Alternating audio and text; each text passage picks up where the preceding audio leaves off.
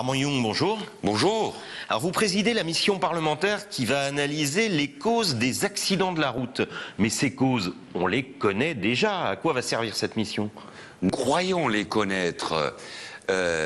Chacun d'entre nous a une explication s'agissant des accidents de la circulation qui fait encore cette année 4000 morts sur les routes, alors que l'objectif a été fixé à 3000. Est-ce l'alcool, est-ce le cannabis, est-ce que la vitesse, est-ce que c'est le comportement, est-ce que c'est la conception des voitures, est-ce que c'est les infrastructures routières? Chacun a son explication. Je fais partie de ceux qui pensent qu'il y a plusieurs causalités aux accidents de la route et que très souvent il faut les ajouter les uns aux autres pour bien comprendre le mécanisme d'un accident de la route. Il faut le dire, cette commission s'est mise en place dans un moment de crispation, notamment autour de la vitesse.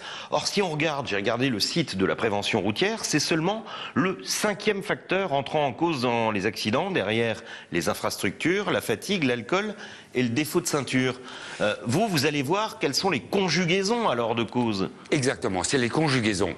Et je crois qu'il y a un point commun à l'ensemble des accidents, c'est que la vitesse y est en grande partie responsable de la gravité. Parce que nous parlons de 4000 morts, je pourrais vous parler également de 74 000 blessés en 2010. Dont beaucoup resteront avec des séquelles. Donc nous avons sans doute une multitude de facteurs, avec sans doute un point commun qui est la vitesse et d'autres facteurs qui se rajoutent. La vitesse, n'intervient que dans 18% de ces accidents. Alors la commission a quand même été créée aussi, je le disais, dans ce contexte de mesures répressives dont on voit pas forcément l'utilité dans la sécurité. Ôter les panneaux des radars, est-ce que ça va faire baisser les morts? Agrandir les plaques des motos, là on est dans la caricature, ça ne fera jamais baisser les morts. Non, ce qui s'est passé, c'est que le traitement des radars ou la suppression des panneaux indicateurs de radars a été particulièrement mal géré.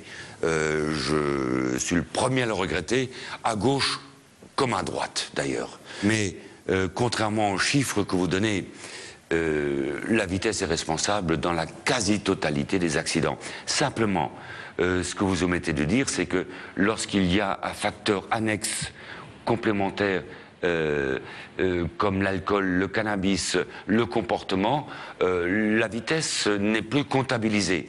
Or, tous les chiffres que donne notamment la Ligue contre la violence routière montrent que dans la quasi-totalité des accidents, c'est la vitesse. Parce que vous comprenez, il y a une loi de la nature, à 30 km à l'heure, vous avez moins de chances de tuer quelqu'un qu'à 50 ou à 100 ou à 150. On dit parfois que pour noyer un problème, on crée une commission. Il y aura des choses concrètes qui en sortiront? Oui, il y aura des choses concrètes. Nous avons voulu ne pas faire durer cette mission parlementaire plus longtemps que nécessaire. Nous allons travailler une grande partie de l'été. Nous voulons rendre les conclusions au mois d'octobre. Nous voulons rendre ces conclusions au gouvernement, puisque je le préside, mais le rapporteur est monsieur Philippe Houillon, qui a déjà était rapporteur de la mission Outreau.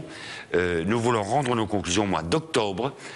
Le gouvernement suit ou ne suivra pas, et tous les candidats à la présidentielle prendront ce qu'ils veulent dans ce rapport, parce que si les mesures ne sont pas prises rapidement, si l'objectif des 3 millions de morts, de 3000 morts n'est pas atteint lors du mois de mars-avril prochain, et bien dans ce cas-là, il faudra en faire un débat politique.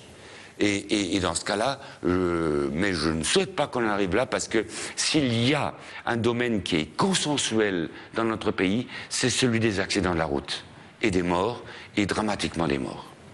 Armand Young, merci. Merci.